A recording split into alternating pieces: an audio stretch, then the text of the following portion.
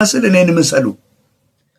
ሐዋርያ ጳውሎስ ስለነኚህ ሰዎች ይኖራል ምሳሌነትን። እኔ በጣም የሚገርመኝ በመንፈሳዊ ልጅነት ውስጥ ሆኜ በጣም የምከታተለው አገልጋዮችን በዙሪያ ያሉትን እነሱም የሆኑትን ሁሉ ሆን ነበር። እነሱ የሚለብሱትን ለብስ፣ እነሱ የሚያሳዩትን አክሽን አሳይ ነበር እና እንዳልሰናከል እኔ የሚጠነቀቁልኝ እንዳሉ ሁሉ የሚያሰናክል ስራ የሚሰሩ ሰዎች ደግሞ ነበሩ። እግዚአብሔር ጠበቀኝ እንጂ ብዙ የሚያሰናክል ነገሮች ነበሩ። ጳውሎስ በሶስተኛ ደረጃ በቃሎቹ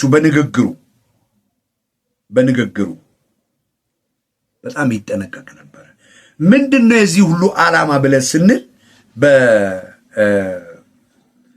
በተሰሎንቄ ምዕራፍ 2 ቁጥር 11 ላይ በጣም የሚገርም ነገር ይናገራል። ይሄን ሁሉ የሚያሳይበት ምክንያት ምንድነው?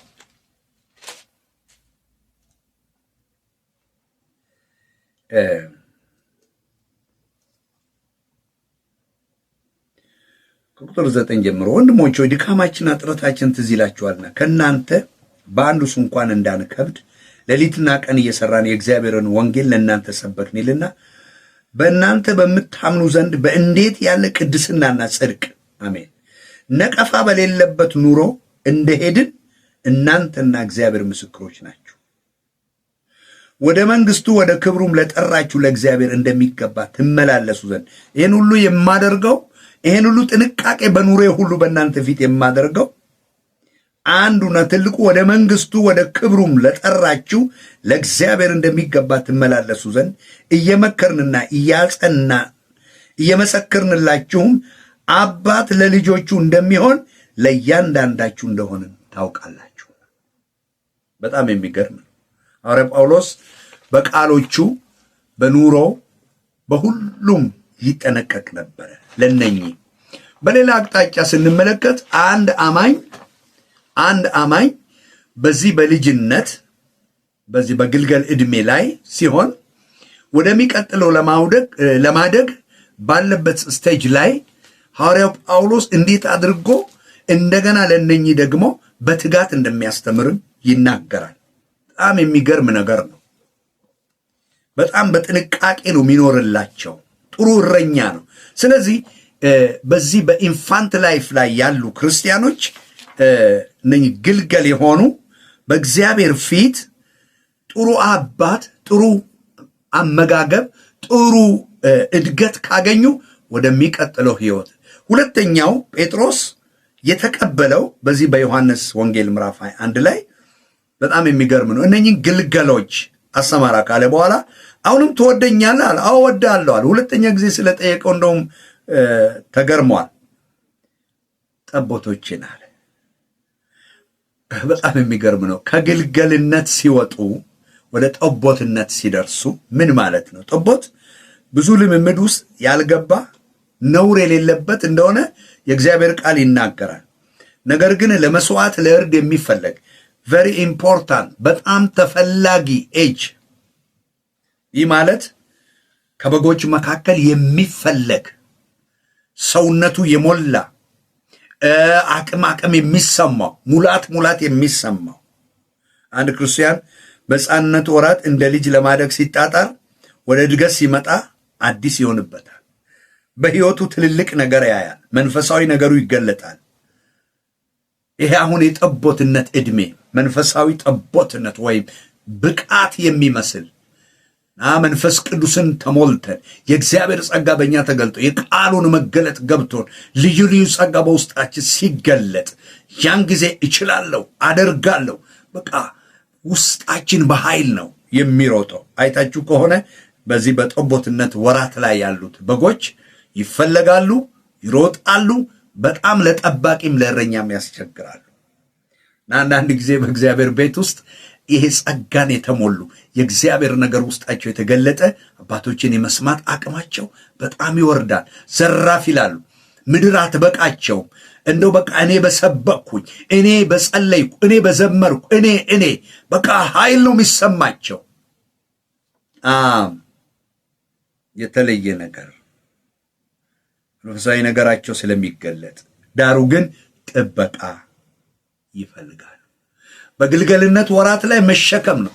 አሁን ደግሞ ጥበቃ ነው። ጥበቃው እንዴት ነው? ላምልጥ ብሎ ሲል መመለስ፣ የበቃሁ ነኝ ብሎ ሲል ተጠንቀቅ፣ ቀስበል ማለት። ለዚህ ነው ሐዋርያው ጳውሎስ እያስተማርክ እየገሰስክ ያለው። ተመልከቱ። ስለዚህ ወደ መሻገር ወደ ማደግ የሚሄድበት ጊዜ ነው። የጊዜውን ምግብ ሊመገብ ይገባዋል። አንዳንድ ጊዜ በጣም ኃይል ሲሰማ ቁጥጥር ያስፈልጋል። ብዙ ጊዜ ወጣትነት እና መንፈሳዊ ነገር ሲገባን ቁጥጥር አንፈልግም። ብዙ ጊዜ በቤተ ክርስቲያን ውስጥ ወጣቶች ሕይወት እግዚአብሔር ሲገለጥ፣ በአባቶችም ሕይወት እግዚአብሔር ሲገለጥ ገና ፍሬሽ የሆነ ወደ ማደግ ወደ ከፍታ ለመጀመር ስናኮበክብ ወገኖቼ በጣም ከባድ ነው። ለጠባቂም ያስቸግራል። የተገለጠላቸው ሁሉ እውነት ይመስላቸዋል እና በጣም ከባድ ነው። ጠቦቶች ያምራሉ፣ ይሰባሉ፣ ይፈለጋሉ። ነገር ግን ከወፈሩ እግዚአብሔርን እና ሰውንም ለማክበር ይቸገራሉ። ቢጤያቸውን ነው የሚፈልጉት። ከሚንከረፈፍ ጋር አይሮጡ። እኔ አሁን ብዙ ጊዜ በቤተ ክርስቲያን ውስጥ በጣም ወጣቶችን የሚመራ ወጣት መሆን አለበት ይባላል። እሱ ቆንጆ ነው። ዘሴም የሆነ ኤጅ ተመሳሳይ አብሮ መብረር። ነገር ግን ከአባቶች መማር፣ ከእናቶች መማር፣ ከትልልቆች መማር ለነገው ተስፋ ትልቅ አቅም ይሰጣል። ሐዋርያ ጳውሎስ ጢሞቴዎስን ያለው ምንድን ነው? የተማርከው ዛሬ የምትኖረውን ሕይወት የተማርከው ከአያትህ እና ከእናትህ ተምረህ ነው። ጸሎትን ተምረሃል፣ ያውም በእንባ የታጀበ ጸሎትን። ከዚያስ ቅዱሳት መጽሐፍት የእግዚአብሔር መንፈስ ያለበትን ማንበብ የተማርከው ከዚያ ነው። ታነባለህ፣ ታውቃለህ። እና እነኚህ ሰዎች በዚህ በጠቦትነት ወራት ሲወፍሩ ለመገዛት ያስቸግራሉ። ስለዚህ እረኛውን ጠንከር ይልባቸዋል፣ ይሳሳላቸዋል፣ ጠነቀቅላቸዋል፣ ትበላላችሁ ይላል።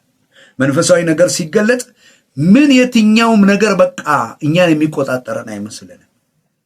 እንደምታውቁት በእስራኤል ምድር ላይ የተለያየ ወይን ጠጅ እንዳለ ይነገራል። የተለያየ ወይን ሲጠመቅ ወይን በስልቻ ይታሰራል ይባላል እና በጣም እንዲቆይ ያብጣል፣ ወደ ላይ ከፍ ይላል። ግን እስራቱን ያጠብቁበታል። ለምን? የተሻለ እንዲሆን። ስለዚህ ሁሉን የሚችሉ የሚመስሉ ወዳጅና ጠላታቸውን የማይለዩ እንደዚህ አይነቶች እንውረድ፣ እንሂድ፣ እንችላለን የሚሉ መጽሐፍ ቅዱስ ላይ ሶምሶንን ተመልከቱ። እግዚአብሔር በልጅነት አሳደገው፣ ፀጉሩ እንዳይቆረጥ እናትና አባት ተጠንቅቆ። ግን ከእናትና ከአባት እጅ መውጣት ሲጀምር፣ አንበሳውን መግደል ሲጀምር፣ እግዚአብሔር በሱ ላይ መጠቀም ሲጀምር፣ አሁን ቤተሰቡን መታዘዝ እምቢ አለ።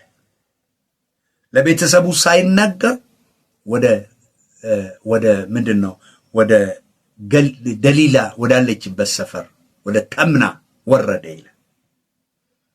ይህ ልጅ ትኩስ የሆነ አገልግሎት ገና እየተገለጠ ያለበት የተሳካለት እግዚአብሔር ሞገስና ኃይል እያፈሰሰበት ያለበት ጊዜ ነው እና ከዚያ በኋላ ወረደ።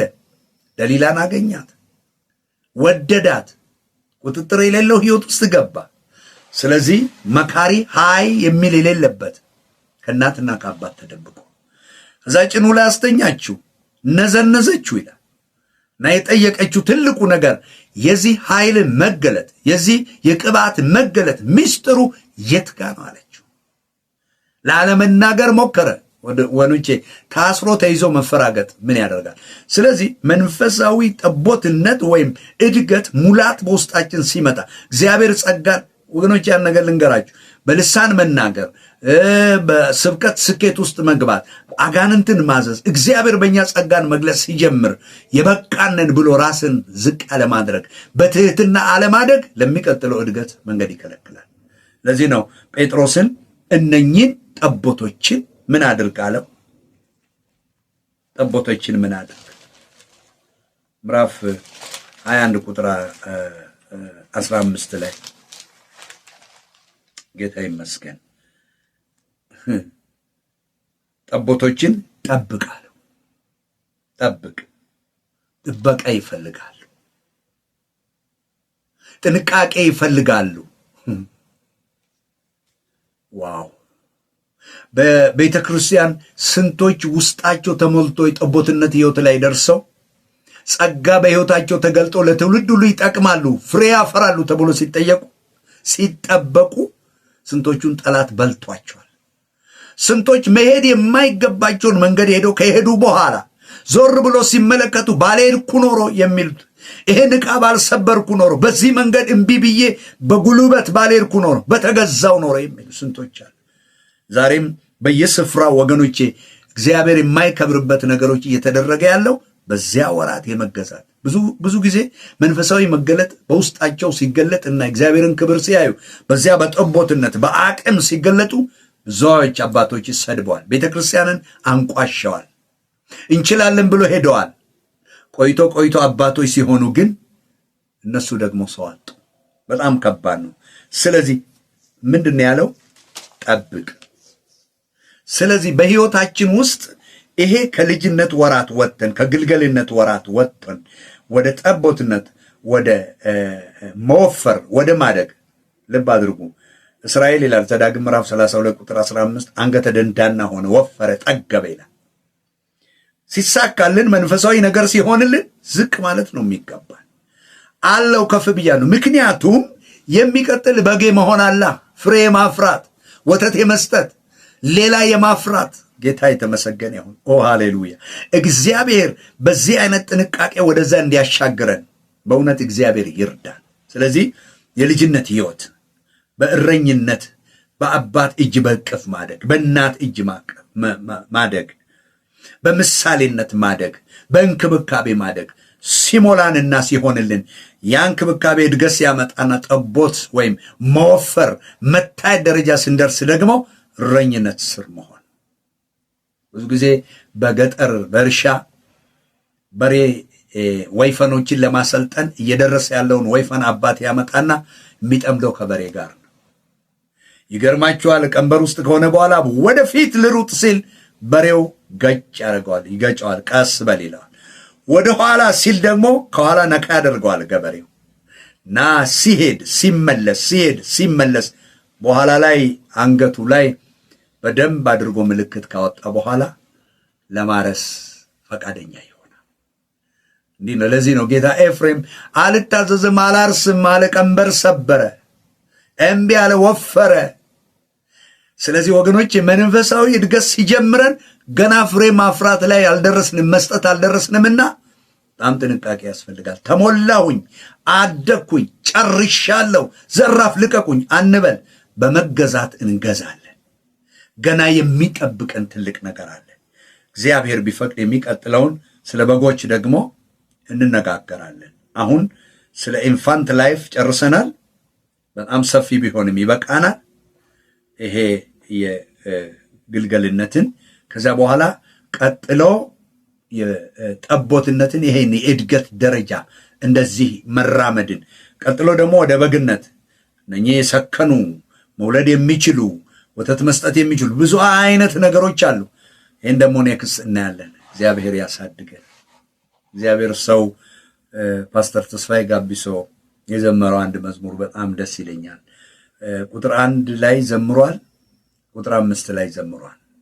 ቁጥር 1 ላይ ልጅነቴ አላለቀም ነኝና ብላቴና ሙሉ ሰው አድርገኝ ጌታ ቃልክን አብላኝና። አሜን። ሙሉ ሰው ወደ መሆን እደጉ ነው የሚለው። ቁጥር 5 ላይ ደግሞ በጣም ይገርማል። በእውነት አሳድገን ጌታ ሆይ በፍቅር በከንቱ መታበያችን ይቅር። አሜን። የእድገት ትልቁ ነገር መገዛትና የፍቅር ሕይወት ነው። እግዚአብሔር በክርስቶስ ኢየሱስ ፍጹማን ወደ መሆን ፍሬ ወደ ማፍራት ለሌሎች በረከት ወደ መሆን ያደርሰን። ሃሌሉያ። እንጸልያለን። ኦ ሃሌሉያ። ክብር ላንተ። በእውነት የምታሳድግ የምትንከባከብ አባት፣ አሳድገ ባለ ፍሬ የምታደርገን እግዚአብሔር ሃሌሉያ ሃሌሉያ። በዚህ ትምህርት ውስጥ ትልቅ እንደ ባህር እግዚአብሔር ሆይ ተቀርቶ የማያልቅ ትልቅ ጸጋ አለ፣ ትልቅ ነገር ገና እናያለን። ብትፈቅድና ዕድሜ ብትሰጠን እግዚአብሔር እንዴት አድርገህ ደግሞ እንደምታሳድግ በጌታ በኢየሱስ ስም ለዚህ ትምህርት ልባችን እንዲከፈት እኔም ባሪያህ እየተማርኩ ከመንፈስ ማካፈል እንዲችል እርዳኝ። ድካሜ ሁሉ በደም ይሸፈን። እግዚአብሔር እጅግ ብዙ ነገር ሙሉ የሆነ ነገር ወገኖች ባያገኙ፣ ነገር ግን ለሕይወታቸው ድጋፍ የሚሆን ጥቂት ነገር ቢያገኙ እሱ በፊት የከበረ በናዝሬቱ በኢየሱስም በእውነት አሳድገን አድገን እግዚአብሔር ጸጋ በሕይወታችን ሲገባ መገዛት እንዳያቅል ብዙ ነገሮችን እንዳናበላሽ መገዛት እንድንችል እርዳ። አቤቱ እረኞችን ስጠን፣ አባቶችን ስጠን። እናመሰግናለን በናዝሬቱ በኢየሱስ ክርስቶስ ስም አሜን።